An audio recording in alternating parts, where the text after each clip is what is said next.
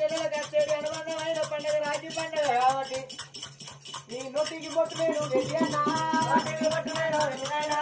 చేతికి రాకి నేను కడతారా చక్కెర నేను వద్దురా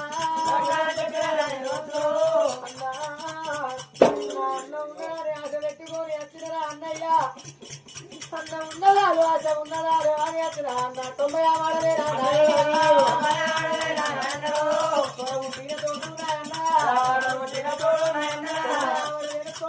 తోడు దొరకదు అన్న ఏం చెప్పాలి నీకు ఎందుకు కోడి ఉంటేనే అన్నయ్య వంట మాటలాగా పోకుండా